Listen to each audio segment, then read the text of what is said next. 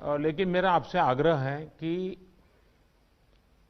अब तक जो कुछ भी चर्चाएं, डिस्कशन हुआ है, उसमें सभी राज्य इन्वॉल्व है, अफसर लेवल पे इन्वॉल्व है, दुनिया के अनुभवों को भी शेयर, लेकिन फिर भी मुख्यमंत्रियों का अपना एक विशेष अनुभव होता है।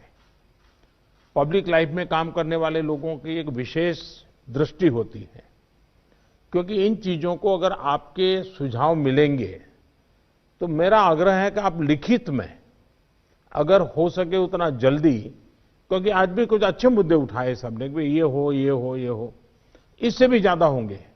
ये अगर मिल जाएंगे तो हमें अपनी स्ट्रेटेजी वर्कआउट करने में सुविधा होगी। और ये कोई किसी पे थोप नहीं सकता है। भारत सरकार निर्णय करे कि हम ये करेंगे और राज्य सरकार, ऐसा नहीं हो सकता। हम सबको मिलकर के ही इस चीज को आगे बढ़ाना पड़ेगा और इसलिए सबके विषयों का बड़ा महत्व है। कोरोना संक्रमण से जुड़े जो प्रेजेंटेशन हुए उनमें भी काफी जानकारियां उभर कर आई हैं। आज मैं प्रारंभ में कुछ मुख्यमंत्रियों से बात की थी जहां स्थिति जरा बिगड़ रही है। जहां तक वैक्सीन का सवाल है, वैक्सीन की स्थिति और डिस्ट्रीब्यूशन को लेकर भी जो कुछ भी चर्चाएं हुई हैं, एक प्रकार से मीडिया में जो चलता है वो अलग चीज होती है। हमें तो इन चीजों को ऑथेंटिकली ही आगे बढ़ना पड़ेगा, क्योंकि हम सिस्टम का हिस्सा है। लेकिन फिर भी काफी चित्र स्पष्ट हुआ है। एक समय था जब हम सभी के सामने चुनौती एक अनजान ताकत से लड़ने की थी, लेकिन देश के संगठित प्रयासों ने इस चुनौती से मुकाबला किया, नुकसान को कम से कम रखा। आज रिकवरी रेट और फर्टिलिटी रेट दोनों ही मामलों में भारत दुनिया के अधिकतर देशों से बहुत संभली हुई स्थिति में है। हम सभी के अथक प्रयासों से देश में टेस्टिंग से लेकर ट्रीटमेंट का एक बहुत बड़ा नेटवर्क आज काम कर रहा है। इस नेटवर्क का लगातार विस्तार भी किया जा रहा है। पीएम केयर्स के माध्यम से ऑक्सीजन और वेंटिलेटर्स उपलब्ध कराने पर भी विशेष जोर है। कोशिश ये है कि देश के मेडिकल कॉलेज और जिला अस्पतालों को ऑक्सीजन जनरेशन के मामले में सेल्फ सफिशिएंट बनाया जाए। इसलिए अभी 160 से ज्यादा नए ऑक्सीजन प्लांट्स के निर्माण की प्रक्रिया ऑलरेडी शुरू की गई है।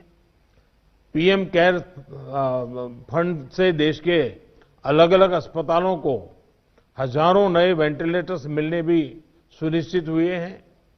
वेंटिलेटर्स के लिए पीएम केयर फंड से 2000 करोड़ रुपए ऑलरेडी स्वीकृत किए गए हैं। साथियों, कोरोना के मुकाबले के बीते 8-10 महीने के अनुभवों के बाद देश के पास पर्याप्त डेटा है। कोरोना के मैनेजमेंट को लेकर एक व्यापक अनुभव है। आगे की रणनीति बताते समय हमें बीते कुछ महीनों के दौरान देश के लोगों ने, हमारे समाज ने कैसे रिएक्ट किया है, कैसे रिस्पॉन्ड किया है, मुझे लगता है इसको भी हमें समझना होगा। देखिए, कोरोना के दौरान भारत के लोगों का व्यवहार भी एक तरह से अलग अलग चरणों में रहा है और अलग अलग जगह पे अलग अलग रहा है। जैसे हम मोटा मोटा देखें तो पहला चरण था, बड़ा डर था, खौफ था, किसी को ये समझ नहीं आ रहा था कि उसके साथ क्या हो जाएगा, और पूरी दुनिया का हाल था। हर कोई पैंडेमिक में था, पैंडेमिक के कारण पैनिक में था और उसी हिसाब से हर कोई रिएक्ट कर रहा था। हमने देखा प्रारंभ में आत्महत्या तक की घटनाएं घटी थी। पता चला कोरोना हुआ तो आत्महत्या कर दी। इसके बाद धीरे धीरे दूसरा चरण आया।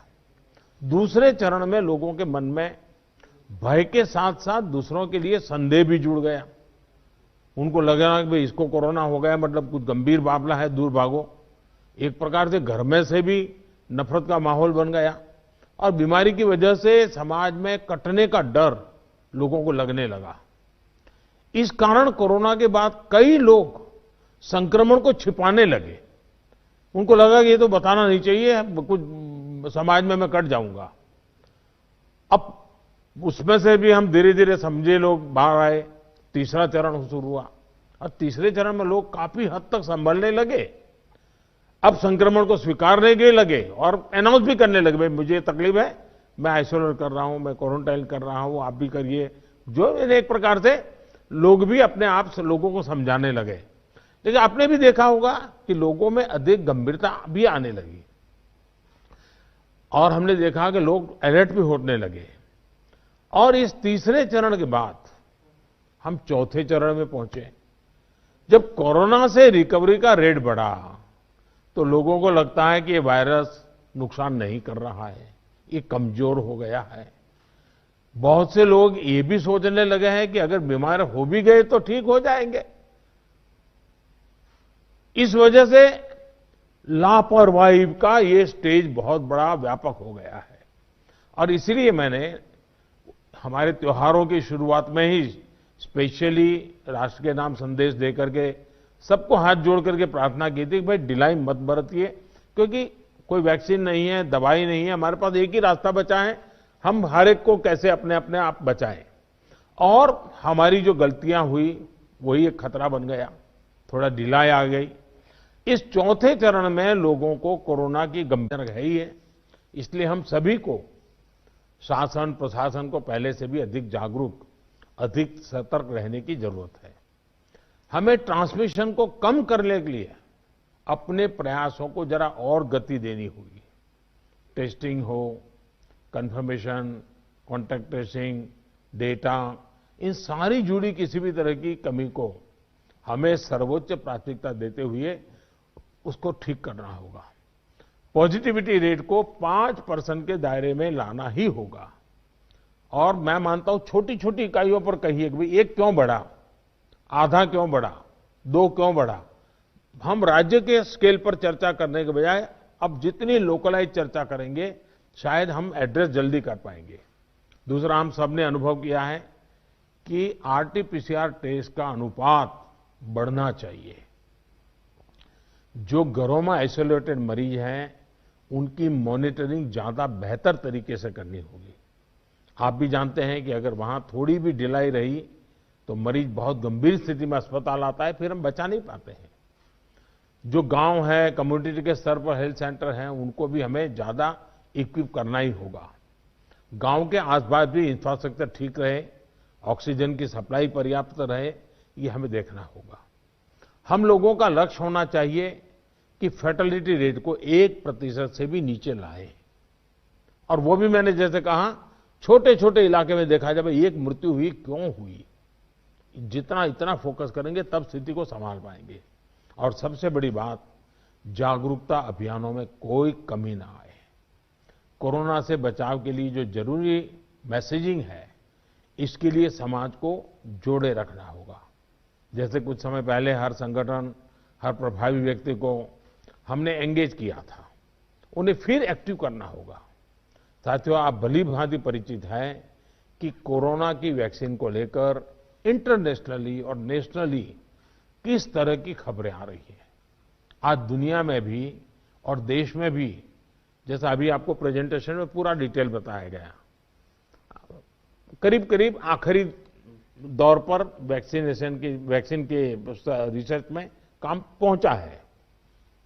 भारत सरकार हर डेवलपमेंट पर बारीकी से नजर रखे हुए हैं, हम सबके संपर्क में भी हैं। और अभी ये तय नहीं है कि वैक्सीन की 1 डोज होगी, 2 डोज होगी या 3 डोज होगी। ये भी तय नहीं है कि इसकी कीमत कितनी होगी, उसकी कीमत कितनी होगी, ये कैसे होगी। यानी अभी भी इन सारी चीजों के सवालों के जवाब हमारे पास नहीं है, क्योंकि जो इसके बनाने वाले हैं, दुनिया में जिस प्रकार के कॉर्पोरेट वर्ल्ड भी है, उनका भी एक कंपटीशन है। दुनिया के देशों के भी अपने अपने डिप्लोमेटिक इंटरेस्ट होते हैं। WHO से भी हमें इंतजार करना पड़ता है। तो हमें ये इन चीजों को वैश्विक संदर्भ में ही आगे बढ़ना पड़ेगा। हम इंडियन डेवलपर्स और मैन्युफैक्चरर के साथ भी हमारी जो भी टीम काम कर रही है पूरी तरह संपर्क में है। इसके अलावा ग्लोबल रेगुलेटर्स, अन्य देशों की गवर्नमेंट्स, मल्टीलेटरल इंस्टीट्यूशंस और साथ ही इंटरनेशनल कंपनीज, सभी के साथ जितना संपर्क बढ़ सके, जितनी यानी रियल टाइम कम्युनिकेशन हो, इसके लिए पूरा प्रयास, एक व्यवस्था बनी हुई है। साथियों, कोरोना के खिलाफ अपनी लड़ाई में हमने शुरुआत से ही एक एक देशवासी का जीवन बचाने को सर्वोच्च प्राथमिकता दी है। अब वैक्सीन आने के बाद भी हमारी प्राथमिकता यही होगी कि सभी तक कोरोना की वैक्सीन पहुंचे, उसमें तो कोई विवाद हो ही नहीं सकता है। लेकिन कोरोना की वैक्सीन से जुड़े भारत का अभियान अपने हर नागरिक के लिए एक प्रकार से नेशनल कमिटमेंट की तरह है। इतना बड़ा टीकाकरण अभियान स्मूथ हो, सिस्टमैटिक हो और सस्टेन हो, ये लंबा चलने वाला है। इसके लिए हम सभी को, हर सरकार को, हर संगठन को एकजुट होकर के कोऑर्डिनेशन के साथ एक टीम के रूप में काम करना ही पड़ेगा। साथियों, वैक्सीन को लेकर भारत के पास जैसा अनुभव है वो दुनिया के बड़े बड़े देशों को भी नहीं है। हमारे लिए जितनी जरूरी है स्पीड है, उतनी ही जरूरी है सेफ्टी भी है। भारत जो भी वैक्सीन अपने नागरिकों को देगा वो हर वैज्ञानिक कसौटी पर खरी होगी। जहां तक वैक्सीन के डिस्ट्रीब्यूशन की बात है तो उसकी तैयारी भी आप सभी राज्यों के साथ मिलकर के की जा सके रही है। वैक्सीन प्राथमिकता के आधार पर किससे लगाई जाएगी, ये राज्यों के साथ मिलकर के, ये मोटा मोटा खाका भी आपके सामने रखा है कि भाई अगर इस प्रकार से WHO ने जो कहा है हम चलते हैं तो अच्छा है, लेकिन फिर भी ये निर्णय तो हम सब मिलकर के ही करेंगे। हर राज्यों के सुझाव का महत्व इसमें बहुत रहेगा, क्योंकि आखिरकार उनको अंदाज है कि उनके राज्य में ये कैसे होगा। हमें कितनी अतिरिक्त कोल्ड स्टोरेज की जरूरत रहेगी, मुझे लगता है कि राज्यों ने इस पर अभी बल देकर के व्यवस्थाएं खड़ी कर देना शुरू कर देना चाहिए। कहां कहां संभव हो गए, उसके पैरामीटर्स क्या हो गए, उस पर हमें यहां से सूचनाएं तो डिपार्टमेंट को चली गई है, लेकिन इसको अब इम्प्लीमेंट करने के हमने रेडी रखना पड़ेगा। और जरूरत पड़ी तो अतिरिक्त सप्लाई भी सुनिश्चित की जाएगी। और इसका विस्तृत प्लान बहुत जल्द ही राज्य सरकारों के साथ मिलकर के तय कर दिया जाएगा। हमारी राज्यों की और केंद्र की टीम साथ लगातार वो बातचीत कर रहे हैं, काम चल रहा है। केंद्र सरकार ने राज्यों से कुछ समय पहले आग्रह किया था कि स्टेट लेवल पर एक स्टीयरिंग कमेटी एवं स्टेट और डिस्ट्रिक्ट लेवल पर टास्क फोर्स का, और मैं तो चाहूंगा कि ब्लॉक लेवल तक हम जितना जल्दी ये व्यवस्थाएं खड़ी करेंगे, और किसी न किसी एक व्यक्ति को काम देना पड़ेगा। इन कमेटियों की रेगुलर बैठकें हो, उनकी ट्रेनिंग हो, उनकी मॉनिटरिंग हो, और जो ऑनलाइन ट्रेनिंग होती है वो भी शुरू हो। हमें हमारा रोजमर्रा के काम के साथ कोरोना से लड़ते लड़ते भी इस एक व्यवस्था को भी विकसित तुरंत करना पड़ेगा, ये मेरा आग्रह रहेगा। जो कुछ सवाल आपने कहे हैं, कौन सी वैक्सीन कितनी कीमत में आएगी, ये भी तय नहीं है। मूल भारतीय वैक्सीन अभी 2 मैदान में आगे हैं, लेकिन बाहर के साथ मिलकर के हमारे लोग काम कर रहे हैं। दुनिया में जो वैक्सीन बन रही हैं वे भी मैन्युफैक्चरिंग के लिए भारत को के लोगों के साथ ही बात कर रहे हैं, कंपनियों के साथ। लेकिन इन सारे विषयों में हम जानते हैं कि 20 साल से मान लीजिए कोई दवाई पॉपुलर हुई है, 20 साल से लाखों लोग उसका उपयोग कर रहे हैं, लेकिन कुछ लोगों को उसका रिएक्शन आता है, आज भी आता है, 20 साल के बाद भी आता है। तो ऐसा इसमें भी संभव है। निर्णय वैज्ञानिक तराजू पर ही तोला जाना चाहिए। निर्णय उसकी जो अथॉरिटीज हैं, उन अथॉरिटीज के सर्टिफाइड व्यवस्था से ही होनी चाहिए। हम लोग समाज जीवन की चिंता करते हैं, लेकिन हम सब जानते हैं कि हम कोई वैज्ञानिक नहीं है, हम इसकी एक्सपर्टाइज हमारी नहीं है। तो हमें दुनिया में से जो व्यवस्था के तहत जो चीजें आती हैं, आखिरकार उसी को ही स्वीकार करना पड़ेगा, और उसको स्वीकार करके हम आगे चलेंगे। लेकिन मैं आपसे आग्रह करूंगा कि आप के मन में जो योजना हो, खास करके वैक्सीन के संबंध में, किस प्रकार से आप डिलीवरी नीचे तक ले जाएंगे, आप जितना जल्दी बहुत डिटेल प्लान करके लिख करके भेजेंगे तो निर्णय करने में सुविधा होगी। और आपके विचारों का ताकत इसमें बहुत है। राज्यों का अनुभव बहुत अहमियत रखता है क्योंकि वहीं से ये चीज आगे बढ़ने वाली है।